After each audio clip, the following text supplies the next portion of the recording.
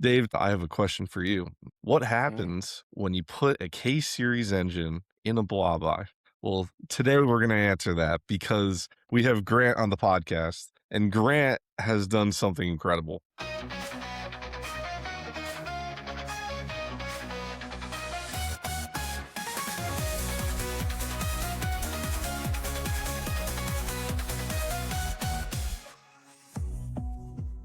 I was, as find many of our guests, roaming Reddit during work hours, and I came across the most absurd car I've seen in a long time. And I just had to reach out because I found it absolutely freaking insane. And I just like the whole project really blew me away. You know, I showed you guys, or I showed you, Dave, some photos of this before, and like it is just a monstrosity. So I kind of want to go start to finish on this thing and kind of talk about the process and how we ended up here. And then for anybody listening, this is one of the episodes we recommend you guys checking out the video on Spotify and YouTube because you definitely want to see pictures of this thing. It is insane. So let's kick it off, man.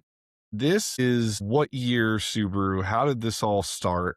Where did this project begin? So I used to have a 2017 Ford Transit van. It was my baby, and it was the twin turbo V6. It was a very Oh, dangerous vehicle for a high schooler to have.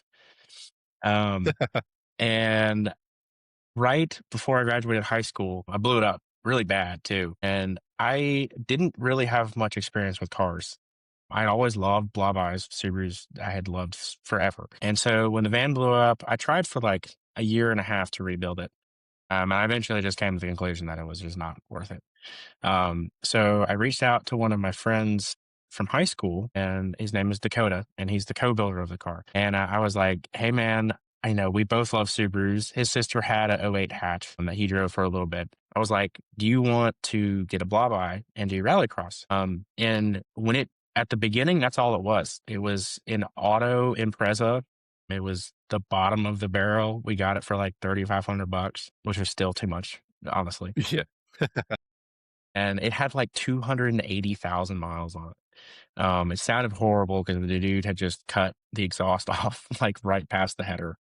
No. So it was one of those cars, and we bought it. Gosh, it was 2023, March of 2023, and that was the beginning of it. And I had always wanted to do an engine swap. I didn't know how. I didn't know what we needed. I feel like a lot of people are like that, especially right out of high school. You're like, Yeah. you feel like you're on top of the world and you can do anything. And we thought about doing a few different ones.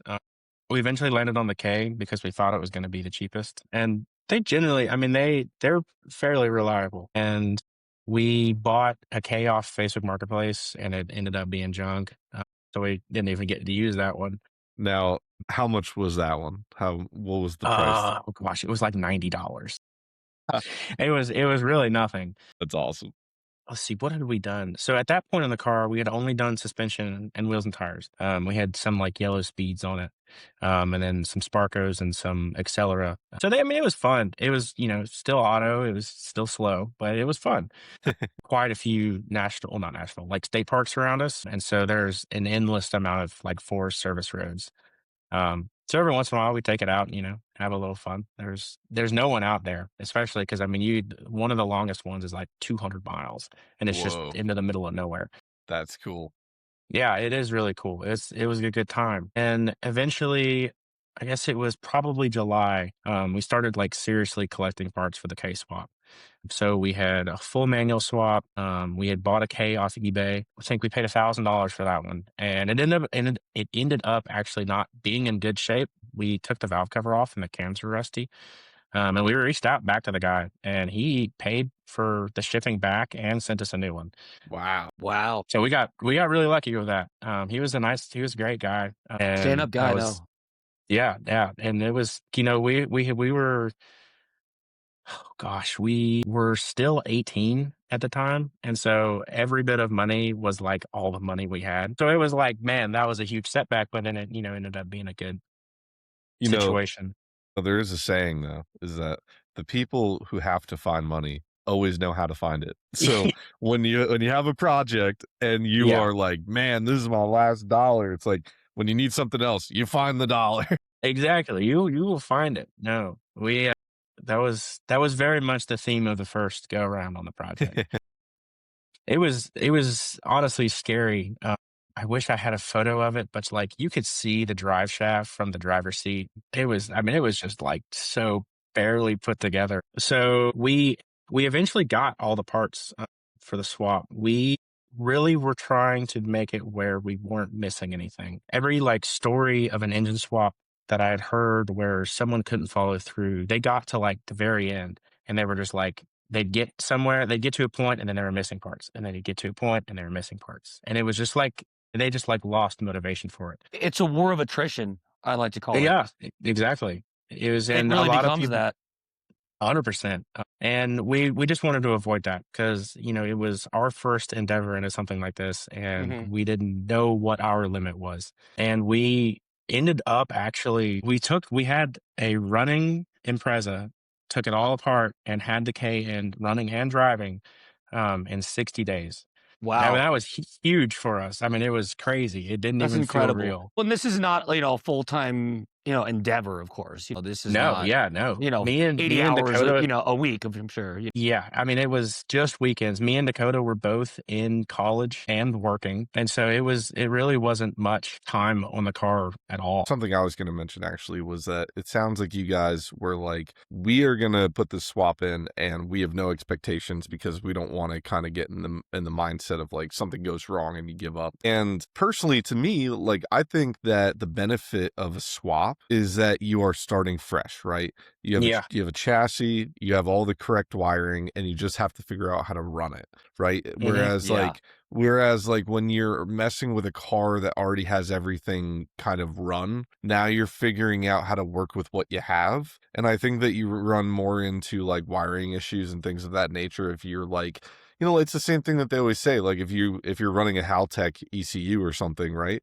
Well, then you could just throw that puppy in, wire it up, run it the way you want to run it, and then you're golden. Like, you know, Mhm. if you're trying to work off of like the way that Subaru designed a car and you're kind of running things the way that they did, it might not be the most beneficial way. And then you get so far into a project, you realize now, like, "Oh, man, if we want to fix this, we got to go back 15 steps. Like, why?" Exactly. Yeah.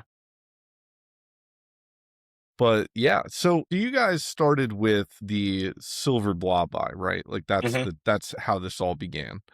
The pictures that you sent me of like the full teardown, I think that that is a later photo than when you guys actually built it for a rally car.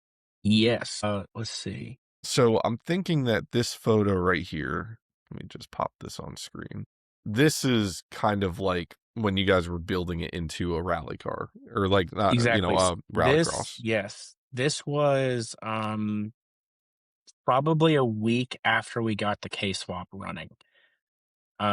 This was the very, like, first venture into the world that it had gone on. Yeah. That's insane. It was yeah. You know, like this car, I see you went for the yellow headlights in this edition, Yeah.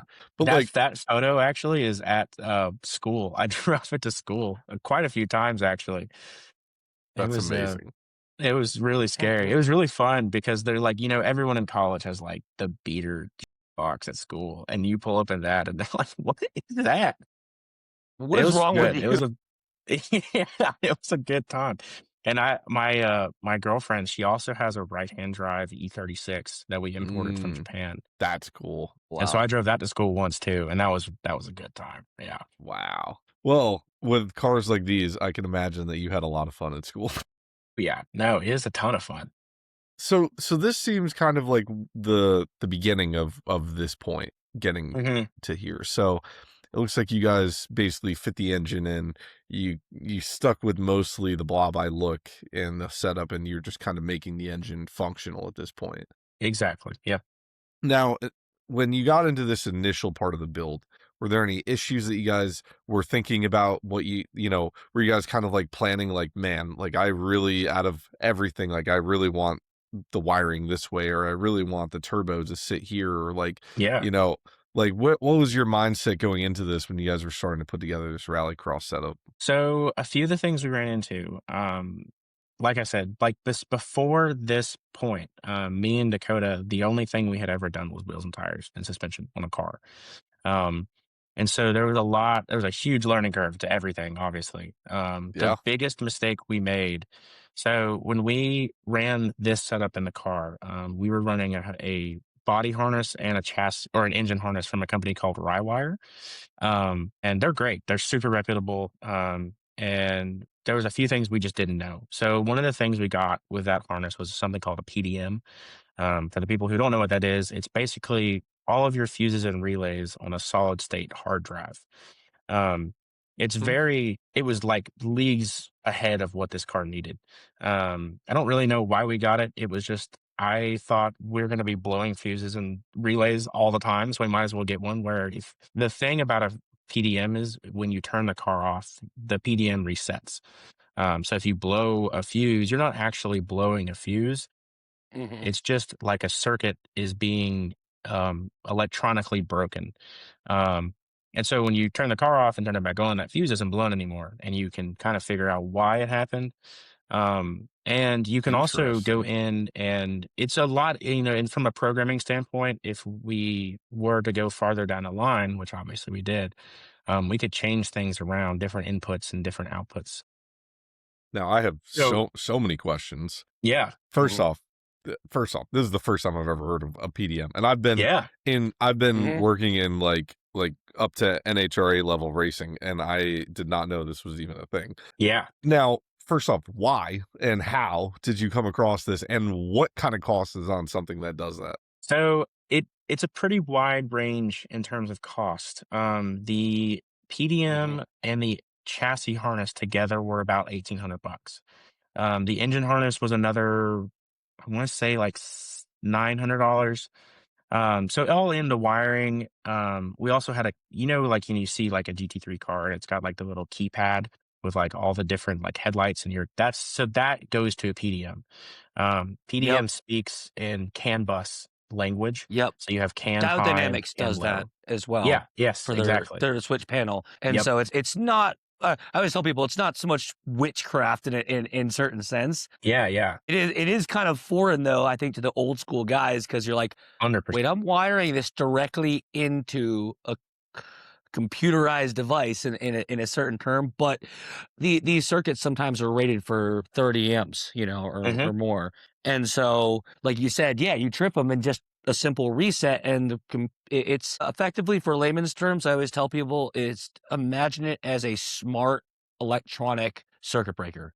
Exactly. That's exactly It's what it really is. what it is. And There's And their no fuse. PDMs are. does this bolt to the back of the ECM, or is this the ECM itself? So it is not. When we were running this car, we were running a Honda, which is basically just a stock Civic Yeah. ECU that's chipped. You run everything like you would with a traditional fuse box. In terms of wiring, the only thing that's different is how you input things. So if you have all of your inputs on a keypad, like a 5x3 CAN keypad, like we didn't have any keys for the car. We had two kill switches. One was on the like the dash, and then one was hidden just because we didn't have locks on the cars or anything. So one was on the dash, and then there was the one hidden, and that was like directly from the power to the PDM. But in terms, I mean, it was wired practically the same. You have a one wire going to whatever it be, like a headlight or a tail light, and then it grounds off. The only thing we did ourselves in terms of wiring on that first car was the sub harnesses, so the headlights and the taillights and the fuel tank. That was it. So wiring was really easy because we didn't do any of it. So it was nice. It definitely, gave us an idea of how things worked. There were still some things we had issues with. Like at first, when we first tried starting the car, we actually burnt out a little chip on the Honda because we didn't have enough grounds. We had two grounds from the engine to the frame rails, but it wasn't enough. We needed like three more. Man, And it really stunk, but we sent it back to Honda and they only fixed it for like $200 instead of having to buy a new one for like 2 grand. it's a good deal. That's awesome. Yeah, it was. That was another incident where it was like Shout we out to got any covered. company that enables Mhm. a flat out replacement. And if Over it got replacement. drove over by a car, it's one thing. Yeah, no. What if it's like one single little chip on there? It's like And it totally could they be know what it repaired. is. Yeah. Yeah. That's awesome. I love that. Yeah, it was nice. It was really nice. I mean, they even covered shipping. I really cannot complain about it. They're a great company. And if we ever have another K series based car that's like more OEM, like I really want a RSX eventually. It'll definitely be getting on data because it's you still keep all the interior functions and practically everything OEM. But you can tune anything basically like a standalone. So they're nice. You do reach a limit, which we did. We're not running that on this car. Unfortunately, we had to spend a lot more money, but it's okay. Dude, I'll have to get you in touch with my buddy because he has a RSX big turbo build that's all-wheel Yeah, drive, and that thing may be for sale. really. But yeah, man, that's insane. I mean, I feel like were either of you Honda guys before this or no? No, no, no. I mean, See, we like it truly, and it's. I kind of find it hard to believe myself because of how much we've had to learn for the second like rendition of this car. I don't even know how that car started. I mean, the most we had ever done, I mean, we had changed fuel injectors on Dakota's sister's hatch. And that was like the most we had ever done in an engine bay. wow. And that was, I mean, it was really just a lot of going through YouTube and going through like old forum pages and really just trying to figure out how to make stuff work. And it was a lot of planning beforehand. I mean, it was like 3 months every night at the computer, like making sure we had our bases covered. And Yep. it helped. It paid off. It really did. So. I think part of this that I never really think of that I love is that you are exploring two separate car communities Mhm. simultaneously because you're having to do Subaru research while doing Honda research.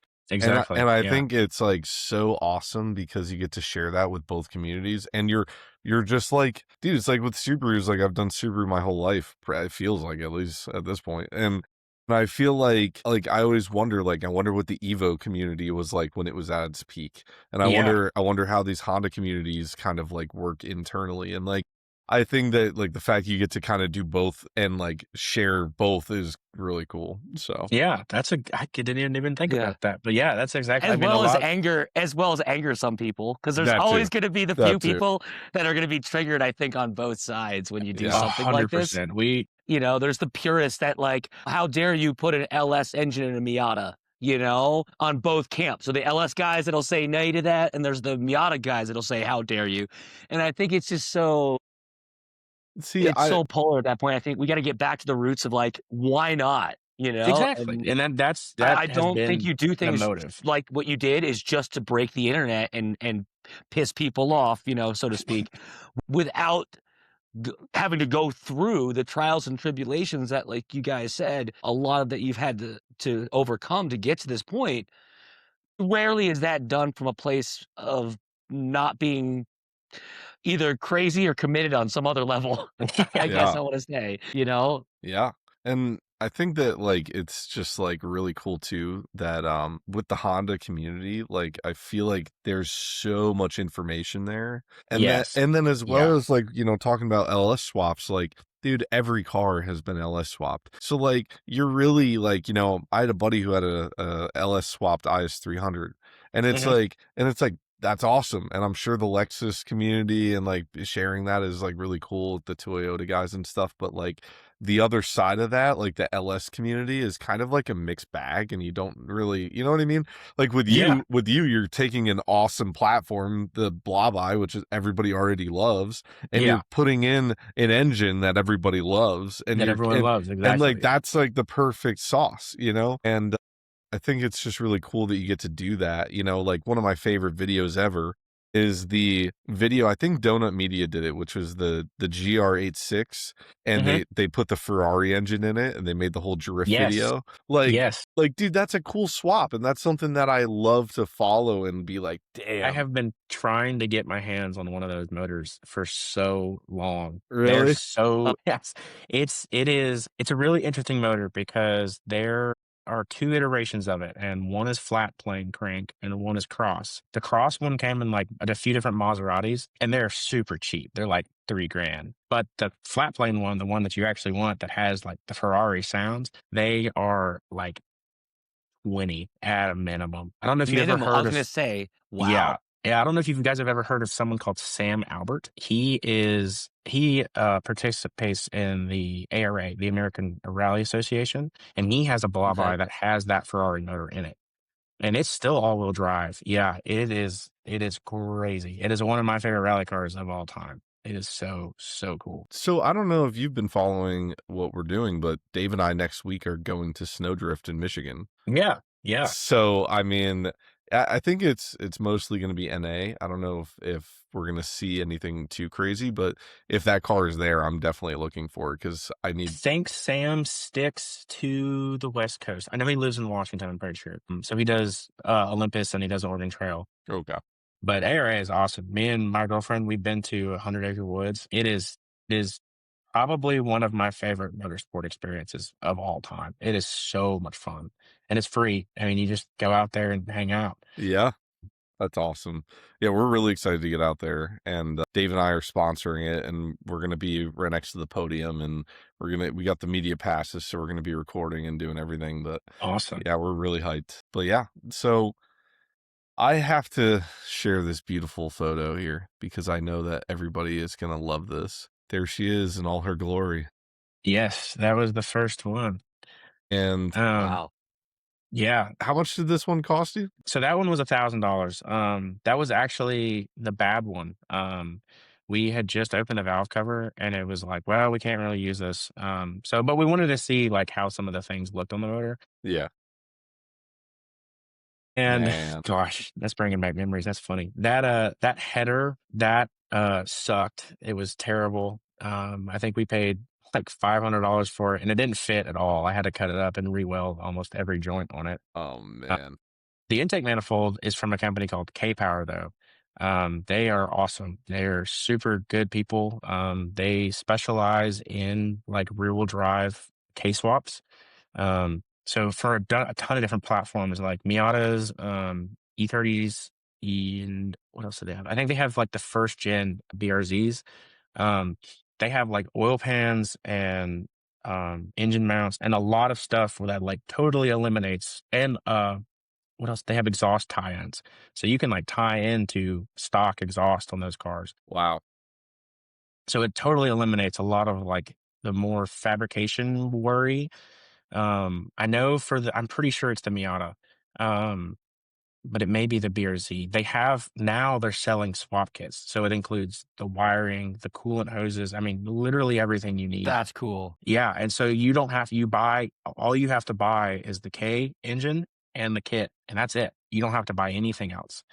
Um, and it's nice. It looks like a great kit. This is like Dave's episode because Dave is the wiring guru and Perfect. he's big on the diagrams and running the wiring the right way. So, I just like Yes. I keep every time I see one of these photos, I'm like thinking, oh my God, I can't imagine just a blanket clean car and just rewiring everything is like Yeah. insane. I used to set up 3 tables, kind of like in a U shape Hmm. around my toolbox. Basically, box myself in almost with a little spot to get out, and basically that was my way to telling everyone else to leave me alone in the shop.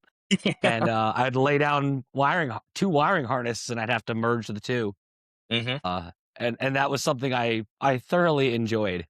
It's weird. There's some of us that I think maybe some might call it a spectrum type thing, or maybe it's just the Yeah. ADHD, but I really just get zoned into building wiring, and that's where one of my biggest pet peeves is doing wiring properly. And Hmm. shout out to all the companies that you're talking about because those guys know what they're doing. They're doing things Yeah. right. Yeah. These are true motorsport companies who understand how to build a harness, and that's a big contention because as long as I've been doing this, I have seen several cars catch on fire Hmm. because of bad wiring. Hmm. And I can certainly not bash anybody in saying, shout out to the days of old of Circuit City for anyone who remembers them. Yep. They did some stereo installs that cost some people some cars. And you're like, "Wait, what? They put an aftermarket radio in?" Yeah. Because I've seen Gosh. I've seen it as and we're talking not as bad even as I twisted 2 wires together and electrical taped it together. Yeah. I I've seen wire nuts used to My install a stereo, gosh. and those have no place in automotive. No. The only exception is I do have 2 wire nuts at the shop on our little test bench with our little electrical, 12-volt power source sometimes, Yeah, and I'll yeah, use those just to kinda test things, yeah, twist 2 wires together and just make sure something works, an underglow kit works that a yeah, customer yeah, yeah, supplied before we install it on the car. yeah, Takes 2 seconds to do, yeah. but yeah, I But have 2 actually little leaving it on there? outlets. Yeah. No, no. Yeah, no. Yeah, So that's our, my big pet peeve is doing things right, yeah. and so, yeah, Then shout out to those guys because they you'll all do it love right. the harness for our next or this car now. My buddy Mhm, Seth is building it. He's got a K-Swap BRZ. It's the dark green mhm. one with the huge wing. It was on Gears and Gasoline just a few months ago. And Really? it's gonna be a lot more of a serious harness. It's funny you say that because I've been binging that Oh, all week. they're That's amazing. that's It actually is a one of Gears and Great Gasoline and channel. Stance Works are my two favorite like channels of all time. and the Wave And podcast for sure. yeah, oh yeah. And That's awesome. yeah, and it's the harness is gonna be a lot nicer. The engine harness is gonna be rake hemmed, so it's gonna be heat shrunk the entire thing. We're gonna have like auto Nice. sport firewall connectors. So these connectors are like $300-$400 a piece, but I they're know the exactly what twist you're lock talking about. connectors for the firewall. Bulkhead connectors, true Yep. pass-through. Yep. That's So awesome. it's gonna be a lot nicer than the first one was, and it'll be we're dropping the car off at his house, and he's gonna make it exactly for the car. So I'm really really excited about it. Wow. Yeah. That's It's sick. really nice when you get something bespoke like that because you're not left with, like, extra wiring and things like Yeah. that. Or I mean, even beyond like the physical thing, you're not like left wanting something. Like, the car is done, it's driving, but there's always something in the back of your head where it's like, oh, it could just be that little bit more. And I'm trying to make Yeah. sure we don't have that. So Yeah. Yeah. Well, pro tip is, and from experience of utilizing that same wiring, approach, make sure you leave yourself a little bit of expansion, as the old yeah, saying goes, yeah. because that's something, like you said, you never know what you might wanna change or tweak Hmm. around and move or add later, and so having that extra expansion is huge, and that's where, the junction that we had used, it was a Deutsch bulkhead Yeah, connector, yeah, yeah. where I think we had when we were done our initial wiring, I think we had, like, an extra, like, 18 wires still positions that we could use. And Yeah. now, as time's gone on, we've filled up, more than half of those, Yeah, yeah. but that's what's really cool is there was that future planning of knowing, "Okay, we don't wanna have to swap this whole connector out just to add Hmm. 1 thing or 2 wires," you Hmm. know? Yeah. Yeah, like eventually I know we're gonna want to have like the Bosch ABS and traction control. But Mhm. in the motorsports level, that's those two modules together are 20,000. And so, with how much money we already have in the car and more in the interest of just getting it driving, that'll be something we add down the Sure. line because we haven't driven the car in, 2 years now, which isn't a lot, from some other people's projects that I've heard from. Mhm. But it sucks. Well, It's not fun. listen, Grant, everything is better with a sequential shifter. That's all I can say. I would beg to differ. I will say that. Man. Well, I think this is a good point for us to start this thing off with the beginning of the craziness. Yes. So so basically you guys had this whole rallycross build Mhm. and you decided what if it was more? And you said we're going to strip this puppy down to nothing. So walk us through the evolution here. So actually, one night, this is funny. I have a degree in welding engineering, and the night of my finals, I was driving the Subaru to school. Um, we don't know exactly what happened, but it was kind of a series of things. Basically, I was going down the highway at about 60, and all four wheels locked up. It was really, really scary. And they only locked up for like 2 seconds. So something got stuck and then broke. That's really weird. Well, we took it apart and it was a few things. The first thing was the flywheel bolts had backed out like an eighth of an inch, and it had actually welded the flywheel to the crank. Oh my god. And in My that little God. bit of motion, it had destroyed the clutch, and then it also blew the center diff in the transmission. Um, and it locked up, and it was crazy. And so It was that was the violent, first. I bet. Yeah, very violent. And especially from someone who didn't really know what had happened and hadn't been in a situation like that, it was very sudden. Oh And there was no my god. sounds leading up to it. There was nothing. It just happened, and then the car immediately turned off, and I just coasted to the shoulder. Grant, after this episode, if you have photos of this carnage, I need them. I think I do. I will have to go back and find them. I know I've got photos of the flywheel, but I think I might have some of the transmission. That's incredible. Yeah, it was crazy. I apparently it's a pretty common thing with rear wheel drive K series.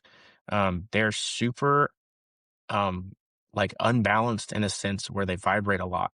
Um and so they actually make a special washer that goes in between your flywheel bolts and your flywheel, and you're supposed to use red Loctite, and I mean it's like a whole extra set of steps that we didn't do. So that was, Inter originally that had happened, and we were like, okay, the rallycross was fun. We had been out to the woods. We actually never even got to take the car into the woods with the K swap. This had only Man, happened about a month and a half after we got the car running. no. So I know since March of 2023, we've only driven the car for like 2 months. Oh my my god. god. Yeah, and so, So what we were like, was the engine okay though? so the engine is still running. It's in a rock crawler, some dude's rock crawler. Oh my gosh. Yeah, it was crazy. It revved to like 11 grand. I don't know, I sold it for like $400, and I was like, I have no idea the condition of this thing. Um, and this dude on Marketplace, he's like, I'll give you $400 for it. And I'm like, That's it awesome. sounds At like a least you were good deal honest to me. about it, you Yeah, didn't. no, yeah, no, I Yeah. could never sell someone, something like that. That was messed up. Yeah. Yeah, so we were like, what do we want to do? And originally we were thinking, just STI swap, maybe some nicer suspension, and we wanted a roll cage. We wanted to maybe eventually compete in like ARA.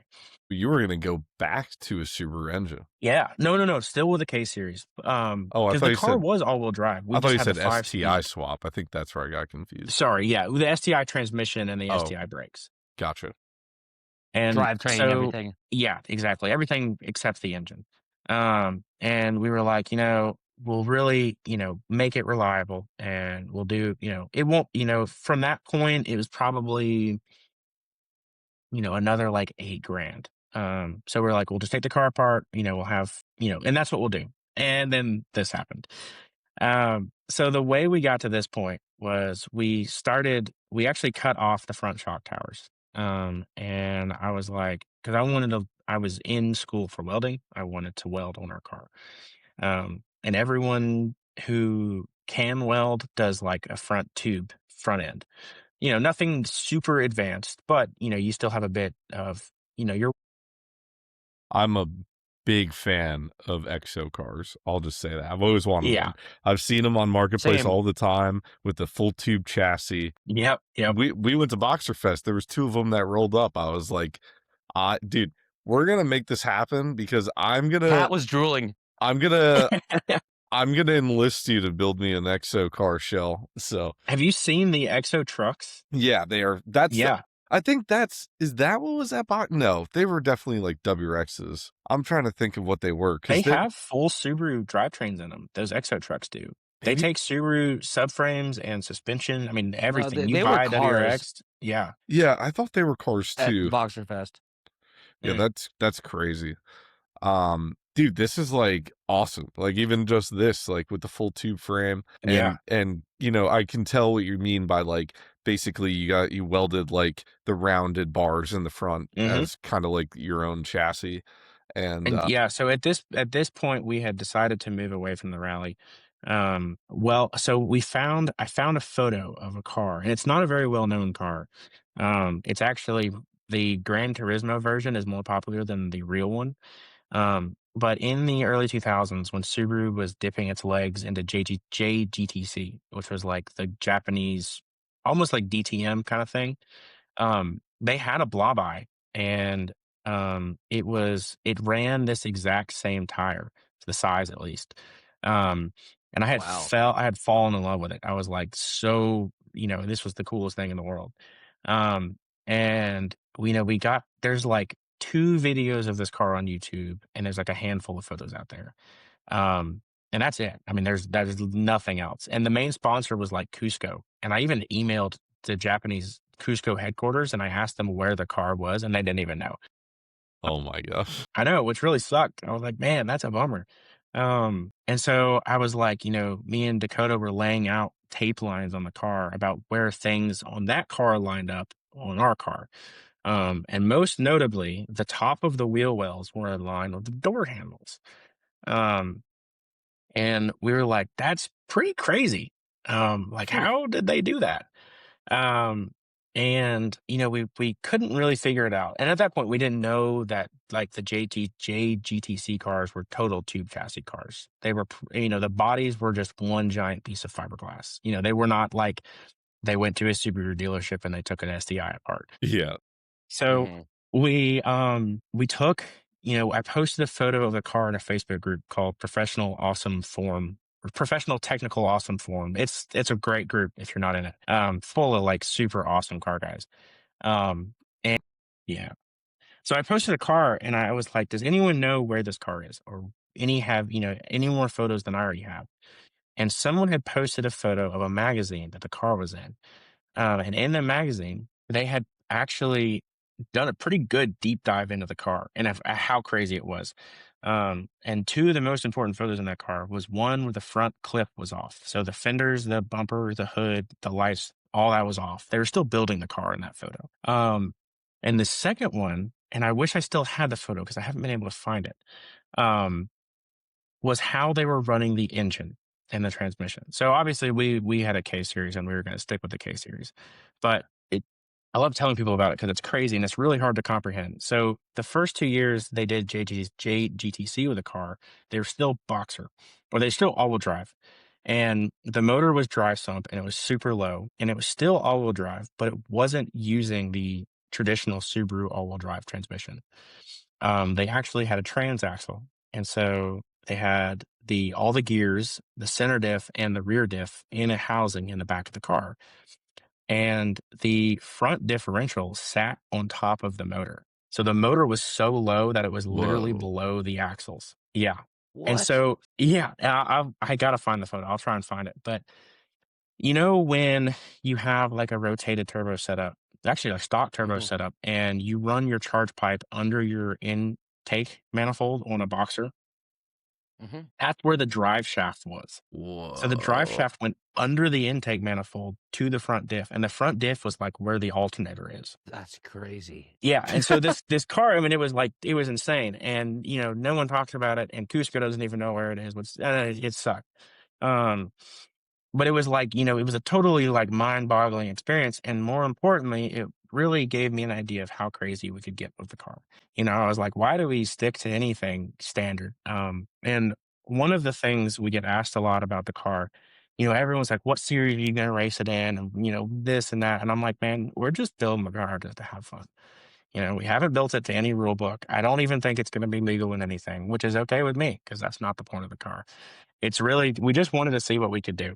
Yeah, of course. And that's kinda where we're at now. You're building it for you, Mhm. and less for anybody else, which I think is so important. And yes, does it, you know, turn heads and inspire people? Yeah, I think Yeah, yeah, that's what I think we need to get back to is people building things, that yeah, is gonna be maybe polar. Maybe is gonna get some people upset and triggered yeah, because, yeah, "Oh, how dare you put that engine in there," or whatever. yeah, One question I had though, particularly was just out of curiosity, as you mentioned welding experience and everything like that. Where did you get or gain access, or have you acquired the equipment as far as like tubing benders and things like yeah, that?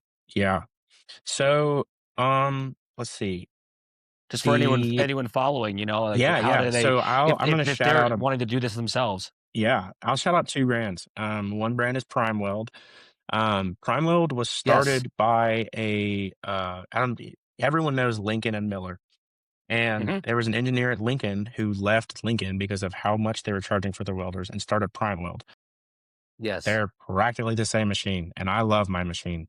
I paid $1,000. Actually, I got it for Christmas from my parents, and that was my TIG welder.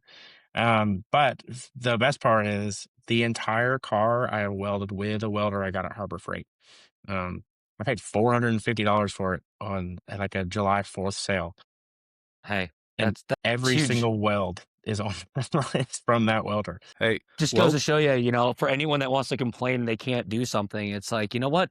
Go out there and get some tools, you know? There's just you gotta start off somewhere, and I think that's what's really, should be a big takeaway is, yeah, it takes experience and Hmm. time, and patience, Hmm. and, of course, making mistakes, Yeah. but, if you don't make mistakes, you're not gonna learn anything, and some No. of the No. best lessons, I've always said, are the ones that sometimes, unfortunately, cost the most and Mhm. also kinda hurt the most and sting the most, but Mhm. those are the best lessons, and they will carry you, through so many other things And beyond I just working on your car. 100%. And I will say, I mean, there are some tools that we bought that were a little more pricey. Our tubing bender was one of them.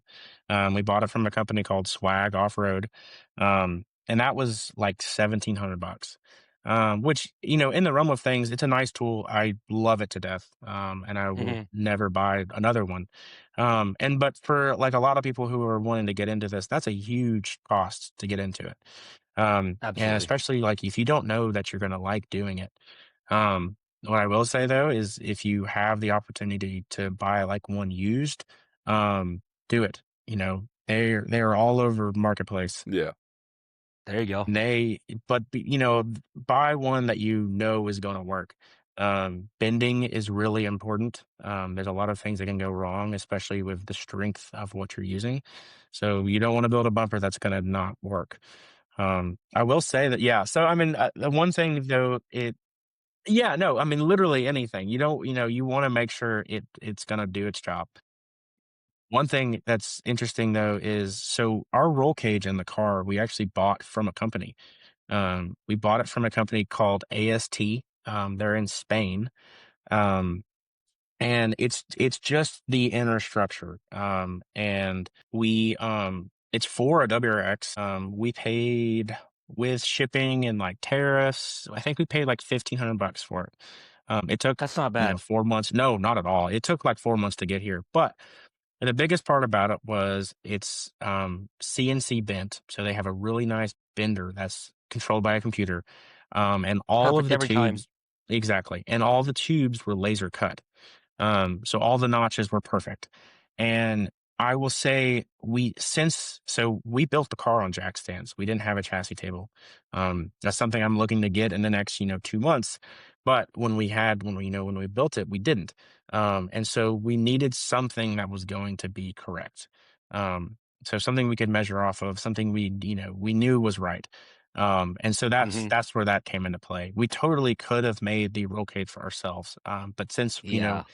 we're measuring off jack stands, it's like you gotta have something that's a constant. yeah, Yeah, and that's a good point, start Mhm, with something that you can always baseline from everything else mhm. on, and you can't beat computer technology and No. lasers, like you said, Yeah. and when it comes to that, from a cost standpoint, like you said, yeah, without the upfront cost of investing in all that Mhm. equipment and machinery, yeah, just let those guys do it and send you something Yeah, because they already yeah, exactly. have, like you mentioned, luckily you benefit from something that was already prefab because Mhm, there's a market for it. If you mhm. came to them with some weird one-off car, you know what I mean? That gets a little bit pricier, you know what I mean? You come to them with a Bugatti and they're just like, we Yeah. might not have this, you know? Yeah, yeah, yeah, and another thing we bought, so if you go back to the photo, let's see, the previous photo. Yeah.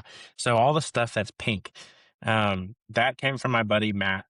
He runs a company called Dirty Paws Motorsports. He's a super awesome guy, and they mainly focus in rally things. But one of the things we was a big like decision we had to make when we were building the car was how were we going to do the suspension. Um, it's hard to tell from the photos, but we have cut 7 inches off the bottom of the car. And on top of that, we actually raised the subframe mounting points a foot. Um, so everything, you really get into a territory where like you have to decide how you're going to design something because, OEM stuff won't work. Yeah. And so the subframes and the control arms are OEM spec. They're just really beefed up, tubular items. The suspension is from Fortunato. And when we were getting it made, we were like, the car it'll have the top hats and the rear mounting points from a WRX. But they got to be shorter. And I was like, can we make them shorter? And so they're actually 5 inches shorter than normal. They're really funny looking coilovers because they're like this long. Dude, this whole episode is like my brain is Hurting your brain. melting, dude. I just am like I'm still thinking about this whole drive shaft over the engine thing. I'm like I literally am like so like, and something else I was gonna say for just a PSA. Anybody who goes and picks up a $400 welder and tries to do this yourself, as somebody who went to welding school for a short stint, it is 1000% an art form. And I think that like, don't be under the impression that anybody can go get a welder and it's gonna come out mint. 100%. I'll go on a limb and say my hot take for the episode is, to your point, welding is such an art that I don't think everyone's going to be, a master at it, and everyone can be a master at it. I think there's just a certain type of person, certain feel that, I've long said, I can stick two pieces of metal together, if I need to, but in the woods and get me home. But I guarantee you, it's not going to be the prettiest. I guarantee I'll have penetration. I'll get those You'll welds get there. stuck. Yeah. But it will not look pretty, and it really is an art. And I think some people just kind of have that knack. They have there's an artistic element to it where they really they're predisposed to it. Well, and anything safety related, like a roll cage, don't just go buy a welder and think that No, please don't do that. Yeah, no. Yeah. That's Yeah. that's definitely one thing. It helped because by the time we really started welding the car together, I had, 2 years in school. And then, it depends, like you get, the teacher who's teaching you makes a big difference. There's a ton of variables that go into it, but it's like definitely, know your limits. It's okay to be ambitious. You got to be ambitious in life, but don't do something that's going to hurt you or get someone else hurt. And I think, welding, especially to this extent, is a big, if you want to build a car like this, you have to weld. There's no way around it. But, there's a right and a wrong way to do it. And it is very easy to do it the wrong way because it's easier, But if you really take your time and you really want to do it right, just go to your community college and learn. It's that easy. Seek out experience. Exactly. Because if you have someone over your shoulder telling you that's not acceptable and that's not gonna be good enough, that's what you'll need. You'll hold yourself to a higher standard. Something 100%. that my local Votech did, just a side note, anybody who does want to get into welding, they would do summer courses where every Saturday you go down, they would do like, welding course for the day, and the metal was unlimited. They had a CNC machine. You could just literally, that's incredible. I had a guy I met there who he drives an AE86, and we pulled it in and we literally welded together a battery hold down that, Yoda, I guess he couldn't get one for the car. So we were like, screw it, we're just going to weld one and make our own and like bolt it down. And, and like it literally you're just there all day, just like cutting and welding. And it's awesome. And that is the great thing about learning how to weld at a school is your materials are unlimited. You don't have to pay for gas. You don't have to pay for any of your, expendables. And so that's, it lets you get into it with a much lower entry cost. And even if you don't, you get out of school and you don't want to weld or you didn't feel like, you're confident in your abilities, you still learn something and you still, got to say, you did it. So yeah. I know when I can weld something and when I shouldn't weld something. For me, it wasn't as much going to school, but just being in the automotive, profession and having to, we all have to weld a nut onto a broken stud or something. Yeah. And you kind of learn through that kind of osmosis. You have to weld a little bit, I think, if you're a mechanic. But again, as a mechanic welder, you don't have to be pretty, you have to be effective. And so there's different levels to it. And so I quickly realized I'm the effective method of welding. I'm not the Yeah. aesthetic, and I'm not going to stack dimes. And if I need somebody to really do something, to a precise Hmm. dimension and everything, and especially like you said, when it comes to certain suspension things, that's really, really hard, and that takes a lot of, or rather, years, as you mentioned, that you hadn't had at that point Yeah, of no. years of experience before you can understand the geometry and welding and how when you weld two materials together, while they might pull together, Yeah, and exactly. how you Yeah. have to. That's going to change your dimension when you put it out Everything. 5 feet. Hmm.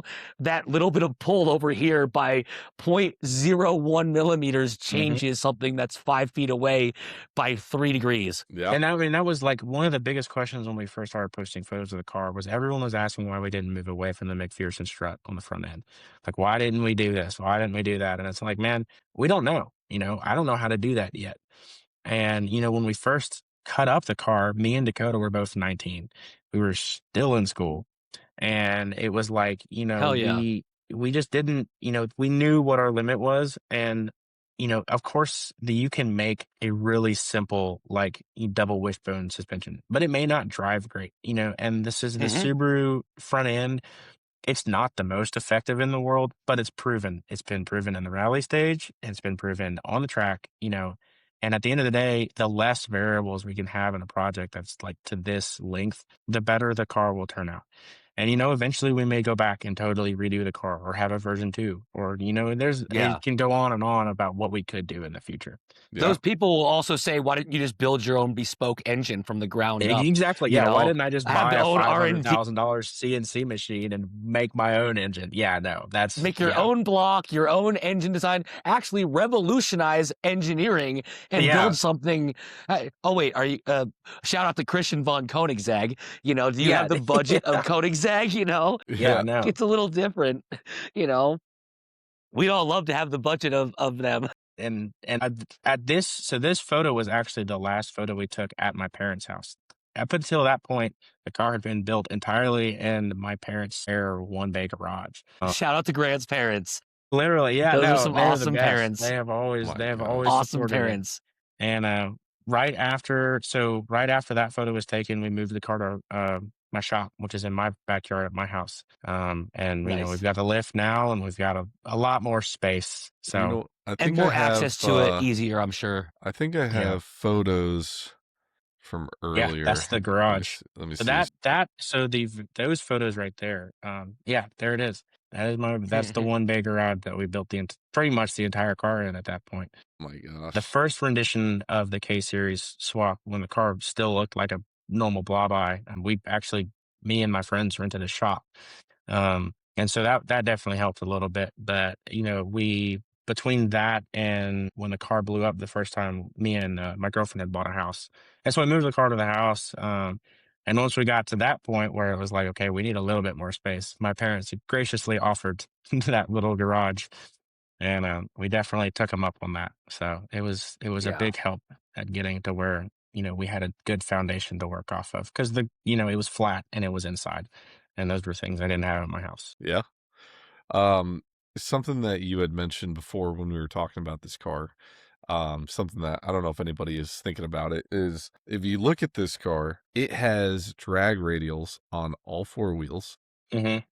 And it is just insane for not only you to build something custom like this, but to put four drag radials on this car. Yeah, yeah. So, The slicks are big, and they're a lot bigger than people think. They are so Yeah. 28 inches in Pictures diameter. don't do it justice. No, yeah. not at all. So, can Yeah. you explain to everybody how you came across these and why you chose these? Yeah, so the wheels, both the wheels and the tires we found on eBay. The wheels are from a company called CCW. They're a lesser known company, but they pretty much have the like motorsport legacy of like BBS. Mhm. New, those wheels are like $1,600 a wheel. And I couldn't afford them. I didn't even know they existed. But I found those for like 2 grand. I convinced the guy to sell them to me for 2 grand, and that included shipping. And they had one track Wow. day on them. I know, yeah, and they're straight as an arrow. The powder coat is like in perfect condition. I don't know why. They had been for sale for like 8 months, so I just super lowballed the guy. I think it's what, like you said, your point that just nobody really knew what they were, and I think when you Yeah. have certain kind of niche brands, it Hmm. becomes harder and harder to kind of present that value, Yeah. a hundred like, percent unless agree. you're that big brand name, Pepsi, Coca-Cola kinda, Yeah. that has face value. It's like, I don't remember that, even though that used to be the hottest thing in your grandpa's day, and it's Hmm. still really, really good stuff now, Hmm. but people just don't know about it or pay Yeah. respect to it. And yeah, so we bought those, and they came off of an R35 GTR, and that was just like a track day car. No way. Yeah, yeah. And then the tires actually came off of a C8R, which is the GT3 car. Some race Okay. shop down in Florida was selling like 100 spares they had. And they had those have a few laps at Daytona on them. And they were like $350 for all four. And that's like $1,000 tire. Wow. And Oh, so it yeah. definitely, we when we first started, we needed just something to mock up everything. And that fit the bill. It was cheap. We had 2,500 bucks in the wheels and Fit the tires. size. And Yeah. You yeah, know No, that's exactly. Just fantastic. just to know where everything needed to be. you know, So Dave, That's huge. you know what I'm hearing in my ear is, I'm hearing that a GTR R35 can fit BBS STI Brembo or, BBS wheels off an STI. except well, we have a 3-inch spacer in the rear and a 2-inch one up front. No, So I know the offset is very strange. It's like So plus 3 55. millimeter spacer? 3 millimeter spacer? Sorry. I wish, We talking but metric? yeah. Yeah, But I mean, the more like car. a meter spacer? Yeah, no, literally the car. So from the edge of the tire to the edge of the tire, the car is 73 inches wide. My god, Yeah, dude. it That's is awesome. humongous. It's crazy. I don't know if I actually sent you any of the photos, but right after the 7-Eleven photo shoot, we had a photo shoot with a stock STI. And I it don't was think I have awesome. that, but Yeah. this is It was really cool to see how much had changed, honestly, because we hadn't, I kind of forgot what a Subaru Blobeye had looked like, honestly. wow. This is just insane. Like, dude, everything about this car just drives me insane because I just can't wrap my head around it. Like cutting the frame, putting it lower to Yeah. the ground, like putting these massive wheels on it, making it that wide. And Like, that's one thing that's really hard to grasp in the photos is how low the car is. The top of the roof sits below a stock Miata. Um, the car is only 49 You inches from gotta the be shitting ground. me. Yeah. So here's the My best part about it. god. We still have 4.5 inches of ground clearance. wow. So we have like really gotten pretty crazy with how tight everything is. Yeah, You just exactly. sandwiched in there. You Yeah. And know, I'm 6'6". Ben Cody is 6'5". And But it's also, again, where's that photo of positioning, him next to it again? yeah, yeah. looking like Yeah. a Formula One car, there's tall Yeah. drivers driving those. It's I just, mean, again, And body the positioning. driver's seat is practically in the back seat. I mean, your head is behind the B pillar. Okay. wow. I Yeah, mean, we really got funky with how everything was laid out. And the other thing is like the engine placement is another big one. If you were to have a stock STI and you took the motor out Yeah. and you just had the transmission in the engine bay, like where the bell housing sits, right? Yeah. The K series, the front of the K series is behind that. whoa, What? Yeah. So the front of let's see, compared to the first rendition of the car, we moved the motor back 26 inches. So whoa. it's behind too. Like you Oh can Yeah. my see god. it, like I Okay, how mean, it's, that. yeah, Yeah. wow. It's That's almost like in incredible. the windshield, it basically. is in the windshield. Yeah. We're Yeah. gonna run Now, one a question I have Lexan is, windshield. Yeah. what did you have to do? Did you have to do any kind of adjustments as far as steering goes as you've No, actually tracked we it got out or really anything like lucky. that? Yeah. So Because I wonder we how the have thing like, turns. yeah, yeah. So we're running, funny enough, we don't have it yet, but we're running a Prius electric power steering pump. Um, No kidding. yeah, and it's super Wow. common in like older Miatas because it's so easy to retrofit in. But the steering rack is still an STI steering rack. And Okay. we have like a Interesting. custom steering column just because of how far back you Yeah, sit. but you didn't do anything with it, like, you probably had to lengthen, like, tie rod ends, but you didn't I was wondering if you had to change, like, gearing in any capacity because Yeah, of the width and track, or the widen Mhm. track where you have to account to make it, like, actually turn around other than, like, a 20-point turn, on a four-way or 12-lane highway to Yeah. make it turn around 180 degrees. and also, I'm curious about the shifter position because you shoved everything back in the car. Yeah. Yeah, yeah. So the tie rods are actually, they're not stock. So we have Wise Fab front knuckles. Um, and we just used the tie rods that came with that one, with those knuckles. Like I said, Gotcha. the suspension geometry is practically the same. It's just compressed. That's And crazy. it really made it, like I said, it made it easy to find some of the harder parts.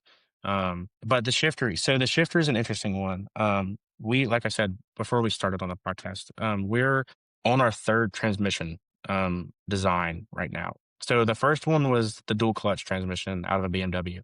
And that one was easy because there was no shifter. It was going to be paddles. Um, and eventually so that's another thing. When we first started driving the car, the first time we drove the car out of the shop was the first time I had ever driven a manual. I had never driven a manual before that. Wow. And My so the God. first like 2 months of us driving the car was my first 2 months driving a manual ever, and I didn't really like it that much. I wasn't a big fan. But between the first like year and a half the car was down, my brother has a right hand drive Miata, and I got to drive that a ton. And I really started to fall in love with it, and I really started to understand it. And so we wanted to go back to H pattern, and we picked up a CD009 from Seth. We actually traded the DCT because he's putting that DCT in his BRZ now. So his will be a BRZ K series supercharged BRZ, which is super cool. But What? yeah, it's a whole mouthful. But yeah, so we got a CD009, and we were on a mission to put dog box engagement and straight cut gears in it. And we couldn't really find anyone who would do it in a decent time. Either the lead time was a year and a half, or it was from a country that had a crazy tariff on it. Like I said, Finland was one of them, and the Finland company was rated really well, but it was a 52% tariff. So the gear set was already $8,000. We'd be paying an extra $4,000 for nothing. Well, we really started to run out of options for converting to CD009. And then we got recommended a company called G-Force. G-Force is a big American company for NASCAR. They make a ton of NASCAR transmissions. They make a ton of Formula Drift transmissions. Um, so they're not really known in terms of like an individual like point, because no one's just tossing that in their street car. Yeah, yeah. But in from a motorsports, they're a pretty big name. And the biggest thing for us was how customizable it was. So we can get a custom bell housing and a custom input shaft that lets us run like an OEM style Honda clutch, and we can bolt the transmission directly to the engine. We have no adapter at all. Um, so it eliminates a ton of variables, and we can run, something like a lightweight flywheel because on an adapter plate, the adapter plate may be an inch thick. That also means your flywheel is an inch thick, and so there's a lot more that we like, a lot of risk we lose by switching over to this transmission. And one of them was nice was we can pick out where the shifter sits. Um, like it can be anywhere in terms of length. And so Wow. Yeah, we are makes sense. slowly but surely, and it's not cheap. I mean, the whole setup with the clutch and the bell housing, it's like 12,500. Wow. But it's rated for 1,300 horsepower. It is a true straight cut dog box. It's basically a sequential, except it's still H pattern. So Wow. That's insane, dude. I just I'm like, as we're sitting here talking about how you're retrofitting things and making 3 iterations of a trans and figuring out how the shifter is gonna sit, I'm just like I'm still, like, racking my head with, like, looking at this bulldozer you have on the yeah. front of this thing. Like, what led you down this road of aero? I need to know this because this is Yeah, like the aero is a fun story. So we originally were running a 9 lives triple element wing on the back. We liked how the width of it, and we obviously wanted to get a splitter.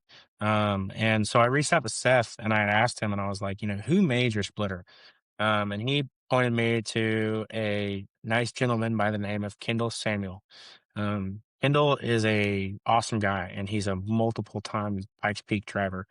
And he runs a Subaru shop, and I was like, what is it going to take to make one of these for our car? Well, I had reached out to him in the perfect time. So he was parting out a GD, and so the wing is off of his GC Pikes Peak car, and the No splitter is off kidding. of a GD Time Attack car. And he was like days away from listing these on Marketplace, and I had just reached out. Just so happened, like just a couple days before. Yeah, Well, I bet he and was happy too because oh yeah, marketplaces, we all know, a pain in the ass. yeah, no, and Doesn't especially matter for if you people have who just something don't bespoke know. and rare. Yeah, no, Yeah. especially because they're you how so that photo, that's the first wing we had on the car. It was aluminum, and it definitely it would have worked, but it would have been a lot heavier than what we've got now. Oh, sure. And so we ended And up it wouldn't have the buying. tensile strength, in my opinion, Yeah, comparative to it is so crazy to this. me how light the carbon stuff is. Yep. We ended up And buying a stiff. lot. Yeah, no, I mean it's nuts, and we ended up buying a lot more than just that from Kindle. Like I said, Kindle ran a shop, so we ended up buying our new ECU from him. We bought our turbo from him. We bought wastegate. We bought all of our brakes. We bought a diff, axles. I mean, a whole. We cleaned them out pretty much. Um, And it really put us a lot farther ahead in a lot of the gear we needed to get the car running, um, which was nice. It was really nice. It was so easy just to buy it all at once from one person. And he gave us a pretty good discount on the wing and the splitter for buying all that stuff through him. So it was nice. It was a good deal. I mean, dude, what a steal. I mean, I love when you find a pocket of like a single person that has everything you need or they do like very specific stuff. Hmm. We have Ethan Hunter, we've done a couple episodes with. He's a rally racer right now. He's the reason we're going to Snowdrift is like he's going to be racing. But he also is a Pikes Peak guy. And he's got some records on Pikes Peak, which is really cool. Some of those cars that go up there are just insane. They're nuts. But it's cool that you have like real pieces of it. Like Yeah, yeah. Dave and I did a whole episode on, I don't know if you ever heard of the website. It's like rallyspareparts.com or something like that. Yes, I do know that website. Yeah, yeah. So The we did, dangerous site. It is a yeah, dangerous site. yeah. We did like a whole episode on that because like the fact that like these are real rally cars and like their parts just end up on the internet and Yeah, like you could literally buy real used rally parts and put them on your car. Like what you're doing, in my opinion, is like you're taking everything and mixing it in. Like not only are you, exactly. are you taking different platforms, but like you've got Pikes Peak pieces, you've got Mhm, rally pieces, you've got drifting pieces, you've mhm. got like it's just like everything is just like I like I can't even call this a Subaru or a Honda or whatever. It's just really Hodgepodge. this It's is just a a hodgepodge, yeah, no, and there's been so much inspiration. I mean, obviously the Pikes Peak is where we get the aero, but like the shark fin on the car, that was totally inspired by like LMP cars. And the wheels and tires, those came from the GT300, the old Cusco car, and like the huge side pods in that photo, which was one of the newest parts that we got on the car that we made. Yeah, that's like from like old DTM cars. So it's just like, me and Dakota will be like scrolling through Instagram and we'll see something cool. And they're like, hey, we should put that on our car. And then we do. And it's just like, it's just transformed into this. And we're getting there. We're really close. This has cost a lot more than we thought it would. Um, Every but we're project so does, and it's never done. it never will be done. But it's like we're so motivated and we feel so good about it. And it's like, if it gets done this year, we're hoping to be driving this year. But if we're not, it's like, it'll be next year. Now, can this car run a Blobeye windshield, or are you guys gonna go, like, the Plexi route? So we are going to go the Plexi route. It can run a Blobeye windshield, but the reason we're going to go to Plexi route is where the engine sits. Um, we need a way to change coil packs or change the oil without having to drop the motor. And so what Dakota came up with was actually running a plexi windshield with a little like removable square in it, just right above where the motor sits. That'll bolt, and we can take that little square off and have full access to Smart, everything on the engine. Yeah. smart. I had been struggling with that for a long time, and he just thought about it one day, and it was perfect. Um, and I'm really excited that we came up with that because I had gotten to the point where I was like, "We'll just drop the motor every time we need to do something." And Yeah, with this car, it's not hard. It's 4 bolts, 2 lines, 1 plug, and then the entire bottom end drops out of the car. mhm. So it's not something that's particularly challenging. It's just like I don't really want to drop the motor every Yeah. time we have to do For anything. XYZ, yeah. Exactly. So having, it's already tight. If we can have some of the simpler stuff like spark plugs or fuel injectors Yeah, or an oil yeah. change without having to drop Valve the motor. cover or whatever or Yeah. something. Yeah. Well, and So one other point, hopefully it's not offensive, but I can't help but think to that point we were talking about a second ago, where it's kind of the hodgepodge. It kind of with the front spoiler, it kind of makes me think it's almost like a platypus. Yeah. No. It's like I don't know what I Yeah. am. What am I? What am I? Who Yeah. built? Why do I Who exist? created me? What Yeah. am I? No. What am I doing here? What am I supposed to do here? I can do Yeah. anything. It's just here. Yeah. What No. am It I? totally. Yeah. Yeah. And now in the most endearing way. I just mean it's like it's kind of No. like, I well, totally get I it. can go Yeah. on land, I can go in water, I can do whatever. What do I do? I don't know what to. It doesn't know what to decide it wants to do because it Yeah. has so many options. Like Pat said, it can. It's got drift elements. It's got rally elements. It's like Pikes Peak. It's like, oh my god, what can this thing not do? Almost to Hmm. some level, it's kind of that multifaceted creature in a way. And I Hmm. think in the most endearing way, I'm like, I was just staring at that picture for a moment. I'm like, I kind of get a platypus vibe, and Yeah. again, the most endearing Yeah. way. No, I'm I like, totally get it. I think that's befitting. now I something agree. I like that. something that is like, dude, everything is, like, blowing my mind. This clearly you drove to the gas station, right? No, we actually trailered it. Yeah. So the car doesn't run yet. Okay, because Okay, everything in Yeah. my brain was like, "Okay, there's no this triggered windshield, people. I'm sure there's A no." this 100. triggered people. Yeah, Dude, there were so many people. So that post we posted, that was our most popular post ever. It I has like bet. 111,000 likes on Instagram, and it got like 1 million views on TikTok. Um, Hmm. and that was big. That was huge for us. But a lot of the comments were like, why did you bother taking it to the gas station?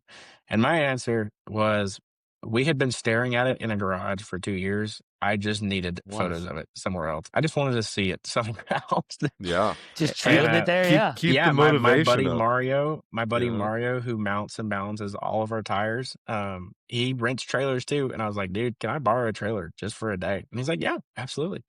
And it has a what winch are on it, homies and so for? we didn't even have to do anything. We just loaded it up and took it to the 7-Eleven.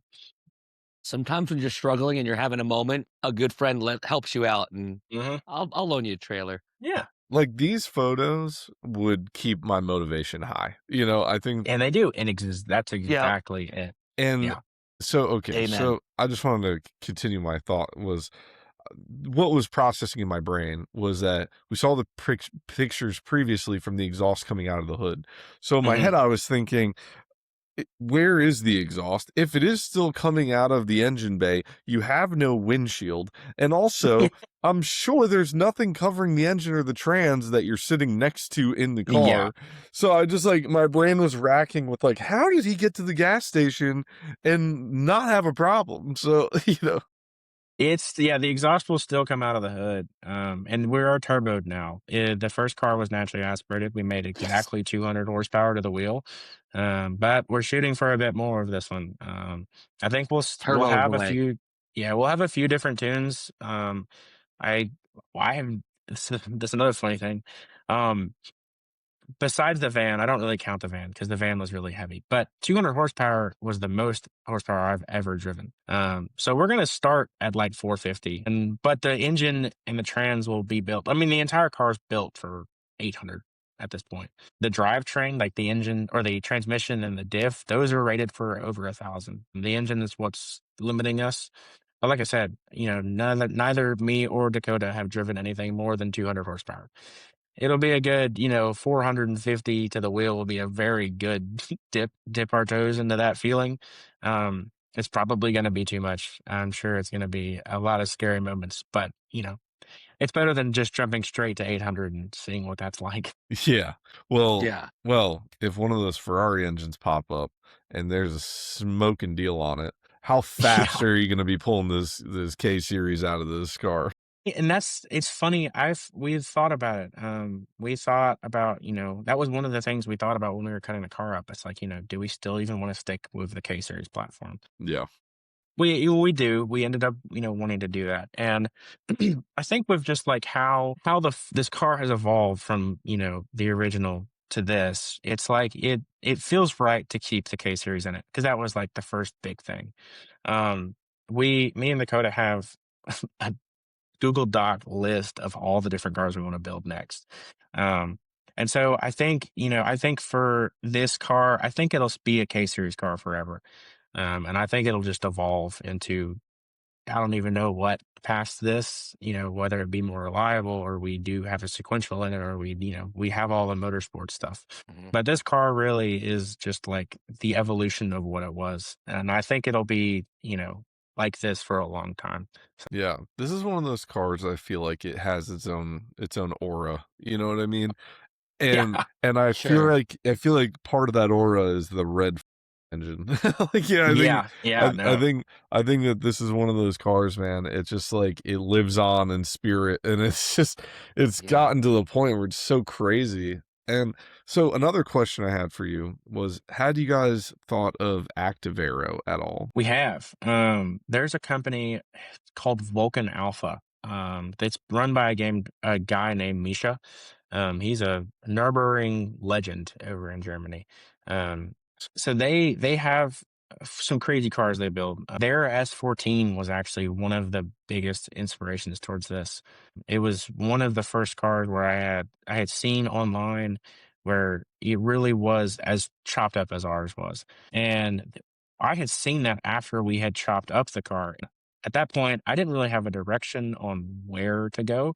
And that car gave me a direction. He has recently started developing like aero kits for different cars. I know they've got a few BMWs. I'm pretty sure they've got a few Porsches.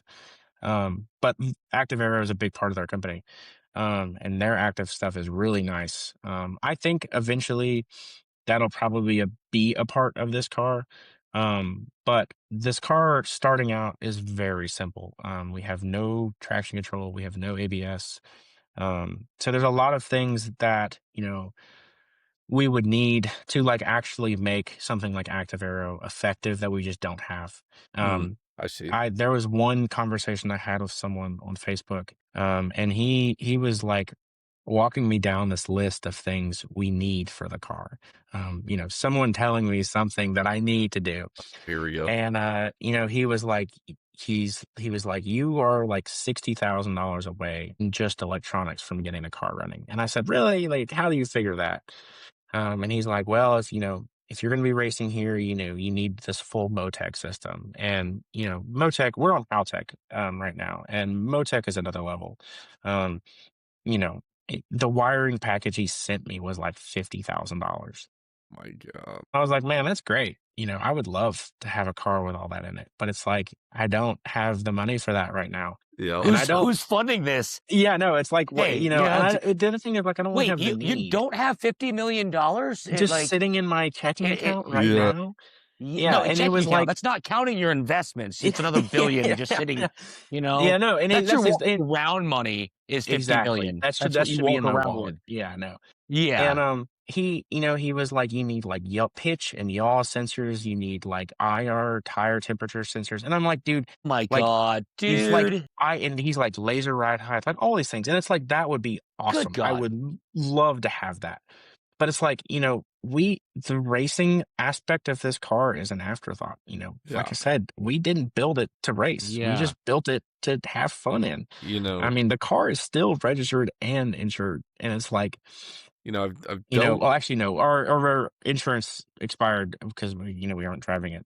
But it is registered. It is Yeah. registered in the state of Tennessee. And so, it's like, there's a lot of stuff that we could have done and the project would have taken, 10 years longer to do. And there's no doubt in my mind that someday I'll want a car that has all that, but this is not the car for that. So, and it's hard because it definitely looks like a Pikes Peak car. But it's, in terms of some of the technology that goes into some of those guys that run at the top level of those events, we're nowhere near that. So, there's a lot of pros and cons to being that picky with how you build your car, but we're just having fun. I've worked in Ford for a long time, and I've dealt with a variety of performance-based people. Mhm. And I have to say, the Cobra Jet community is like exactly you're describing it with the guy that called you or whatever, because like that is the exact kind of way that they talk to you. Is like they've got Yeah. 6 Cobra Jets at their house, right? Yeah. They've got one for their daughter, one for them. They go racing at all these events. Everything has to be a certain way because it's a Cobra Jet, and you have to have the special computer with the special blah blah blah, and Mhm. like You and like don't God. have a wind tunnel at your house? Yeah, Yeah, and, no, like, yeah. What is God wrong with you? God I've had a wind forbid. tunnel at my house since 2018. Yeah, it's like God forbid you don't do it the way that every other Cobra Jet guy Yeah. does it, because then they're gonna freaking throw a fit, It's like, it's crazy, and I just find it, like, so insane for anybody to be like, "You need to do this." It's like it's like Yeah. Well, it's like, and that "Do was you Why don't you know?" do it? Yeah. yeah, no, literally. Yeah. Go do it. Just do it. Show me you do it. But I mean, that was like one of the Why aren't biggest you on things. podium right now? Yeah, no, why aren't you? Yeah, Yeah. yeah, exactly. Like one of I the should be biggest things we watching you got. on ESPN, dude. Like, what are you kidding Yeah, me? Yeah. no. One of the things we got backlash about was switching from the DCT to an H pattern. Um, a ton of people were like, "That was a terrible idea. I can't believe you did that." I'm like, "Sorry," Why did you do it? you Because you know? wanted to do it. You did it No, because you wanted exactly. to do it. And I think that's the big testament here is, yeah, you're building your car. Anyone who tells you otherwise, I think is misguided in my opinion, and they're missing the point. And that's something I think that people need to get back towards and remember that we're all just car enthusiasts. I can Mhm. get behind your car build. Do I have do I want, certain aspects of what you built and think it's fantastic? Sure. But is that my car? No. So is it my place to tell you how to build your car? Absolutely not. Mhm. I think there's levels to it. There's ways to go about it. Like, hey, I think it'd be really cool if you did this. Like if I had this, it'd be really awesome if you did this. It'd be, that's what I would do versus you should do this. It's very condescending kind of Yeah. approach. It's very different of like, you should do this. All right, well, where's your car? Yeah, Why didn't yeah, you do Yeah. that?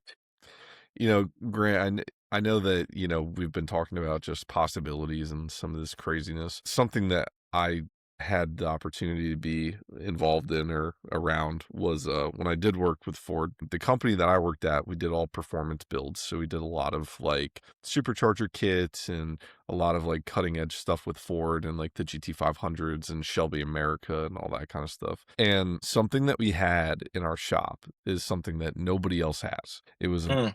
It was a very rare Roush car that was kind of like under wraps. And not a lot of people know this existed, but Roush actually built a car that ran on natural gas.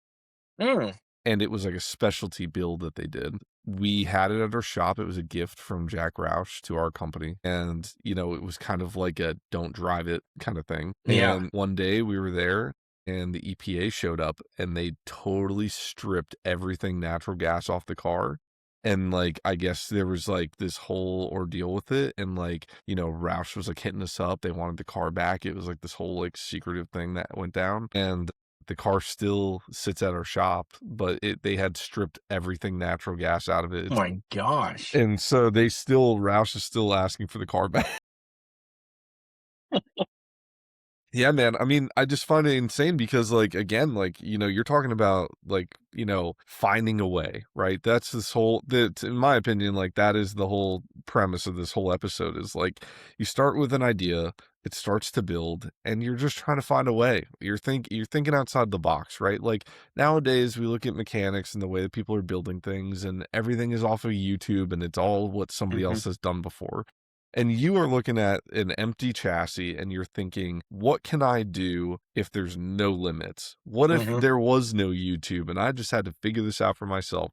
What is the way that I want this car to look and be? And like, dude, that is what creates a masterpiece of what you've built so far. I think that like just seeing the way the engine looks and the way the headlights are mounted and they're just kind of Yeah.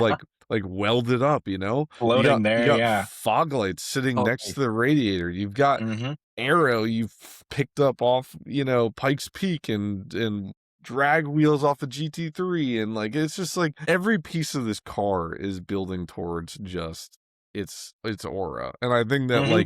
like if I ever saw this thing pulled by me on the highway, I would shit my pants, Yeah. you know. So, you know, What is that? I appreciate it, man. I appreciate that you guys went to the lengths to build something like this. And I think that like everybody is going to be following this story and is going to be sitting with this thing and wondering where it's at and when it's going to start and what it's going to sound like and like I always get excited for that kind of thing because it's the same deal as when, you know, we were talking about the Ferrari engine in it and the way it sounds. When you put Hmm. that in a GR8, everybody wants to hear it. They want to see it. They, Exactly. you know, Yeah. Yeah. and I think that like you putting a K series in this car, it's like you took an engine that a lot of people love, you put it in a car a lot of people love, and you're doing all this crazy stuff that people have never seen. So I think, I mean, it's like I love the Subaru community a lot, and I just feel like compared to like Miatas and some BMWs and stuff, like there's a lacking or there's a void of like just crazy stuff. I feel like a lot of the Subaru guys, as much as I hate to say it, are just very like copy and paste, and there's nothing wrong with that. But I just wish like every once in a while there was someone just like super ambitious and they would just, jump. And I want to try and inspire someone else to do that. A lot of people, I've gotten DMs from people who are like, I don't know if you'll see this or if you'll even answer. It's like, how did you do that? And I'm like, please, everyone send me questions. I want people to do that. I want to see more of these cars on the street like this or at a racetrack or, anywhere. And even if they Oh don't get yeah. done, as long as you can if you can learn something from the experience, like that's awesome.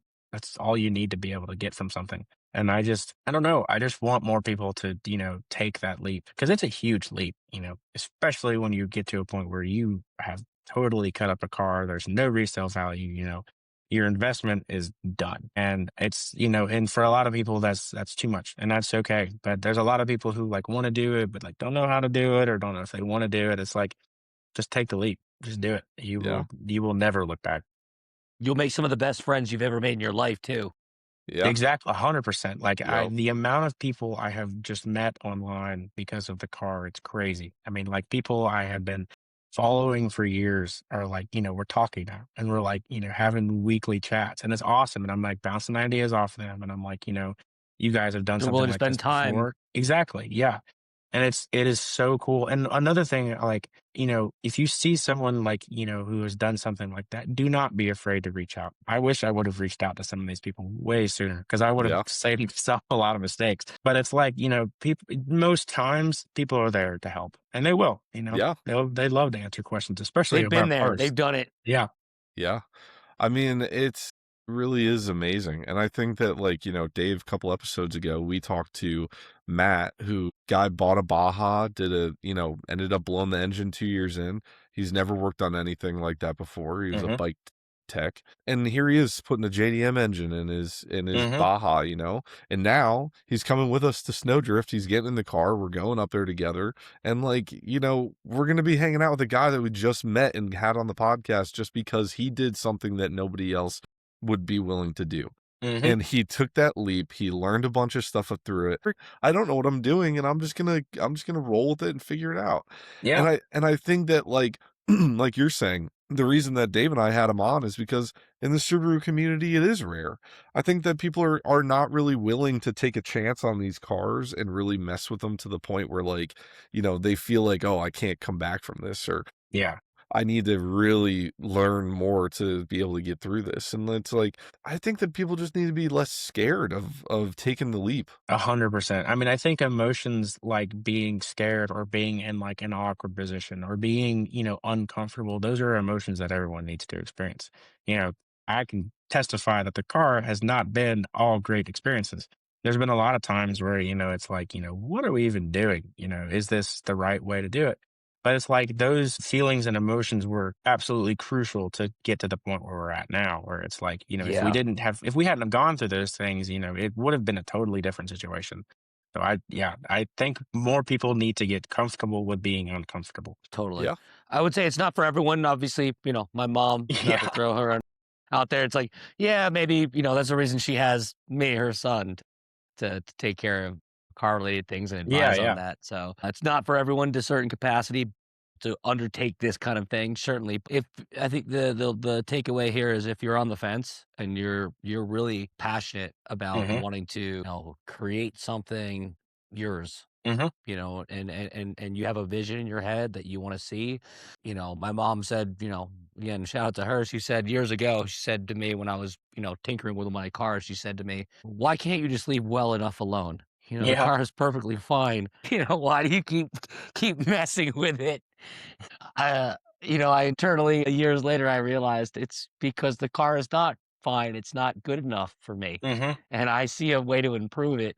And whether it be as simple as, for some people it's, hey, it doesn't have enough cup holders. I'm going to screw another cup holder in the door. Hmm. There you go. I have the cup holder in my armrest. Or, for us is adding a bigger turbo and Yeah. adding another engine and then, completely modifying the entire wiring harness and just going down the rabbit hole is because we're passionate about wanting to build a thing that we want. Hmm. And I think another point to that is, yeah, unfortunately, neither of us has the budget to build something from the ground up that we effectively want. In a sense, as I talked about earlier, hey, let's just build an engine from scratch. I'm gonna Yeah. Yeah. R&D this No, thing exactly. over the Yeah. next 10 years and hire engineers and prototypes and build a bunch of engine designs. Well, I have to Yep. design the cylinder head, the bottom end. I have to design the oiling. The cooling and the oil. Exactly. Yeah. It's like, Some things are just better left alone. exactly. Um, but you can build around that and use those different kind of Lego pieces and kind of build your own unique thing. And I think that's what's really special about cars is, yeah, we're all kind of building again with the same kind of pieces in some capacity. Hmm. Some people use more rare pieces than others, bespoke pieces, but we're all kind of building these things and we want to build what we want. And I also think like surrounding yourself with the right people is really important. I think Huge. Totally. like our little group is called HKRD. It's Hachi-kun Racing Development. Hachi-kun is my dog. And like my brother, he's 17. He has an Inuos, which is a right-hand drive Miata. It's got a full 9 lives aero package on it now. Um, and it's like that was such a awesome car that my parents, encouraged him to, do something with. And my parents aren't car people at all. My dad has recently picked up a car that he's wanted for a while, but it's like, he's still going to take it to the dealership to get worked on and stuff like that. But my parents are encouraging, and that's a huge help. My girlfriend, who I've known for 10 years now, she's got two awesome cars. One of them is a right-hand drive E36. And that That's car, awesome. she's putting a V12 in right now. Wow. It's a Toyota Yeah. V12 too. It's a really rare Toyota motor that we didn't get here in the States. We'll have to have you guys back on then Yeah, in the absolutely. Yeah, future. Wow. I We'll have to know. talk about that. That's a whole That's nother episode. yeah, I And want it's to a talk about gorgeous that. car. Yeah. I mean, the car's got 70,000 miles on it. It's red. It's so pretty. that's awesome. And we, I found them. She wanted to put that motor in it, and I found it on Marketplace in Ohio. And some dude was going to put it in a truck, Whoa. a farm truck. And, normally they go for like $4,000 or $5,000 on eBay. And I talked him down to like $1,500. And I said, I'll be there like Dude, that's now it. to go get this thing. Next time I need car parts, I'm calling you. Yeah, just You're negotiating for me because this is insane. it's funny, man. I just get lucky with finding the stuff. And her FRS has been a rally car for a while. I'm She's about to do a big reveal on that car, so it's changed up a lot. That's what we were working on this evening. But it's like Boy. if you can find like your little niche, your little group of people that you enjoy hanging out with. Like I said, Dakota's, we're co-builders. We've known each other and been friends for like 10 years now. And I mean, I remember like instances is so funny. It's really stupid, but like when we were in middle school, we were talking about putting like a Lamborghini engine in like a BRZ. When we were 12 years old, that was like, that was something we could do on a weekend. And, it's fun to have those people, you grow with them and you learn with them and you experience with them. And that truly, I think, we wouldn't be where we are or be as ambitious as we are without those people. It's Yeah. Yeah. the support is a Shout out to lot. those people that are willing to spend late nights in the garage with you. Exactly. Yeah, Huge shout out to those people. You need to hold those people close because they're few and far between. they are. And They very if much they're are. willing to do that, you need to make sure you treat them right. You take them out to a meal. Yeah. And then another thing like that we've learned, and it's quality over quantity. We've had like our social medias up for Yes. a while, and they've never been a focus of the car. But more recently, I mean, our page on Instagram went from like 2,000 followers to like almost 7,000 in a month, and that was huge. But it's like still at the end of the day, it's like Instagram is Instagram. It's whatever. So if someone who's starting out small is like worried about that side of things, don't, because it's not important. Mhm. I would take, the friends I have now and, totally ditch social media, and Yeah. I would do it in a heartbeat. Yeah. And Hell yeah. I think on top of that, like having friends that are open-minded is huge Yeah. because Yeah. I feel like when you're around a lot of closed-minded people who like they say that can't be done or Yeah. you're just going to cause problems for yourself if you do that or like dude, I'm sure if you told any sane person that you were going to cut this car in half and Yeah. and make it lower than a Miata, Yeah. I'm sure there's people out there that would be like, "Do not do that.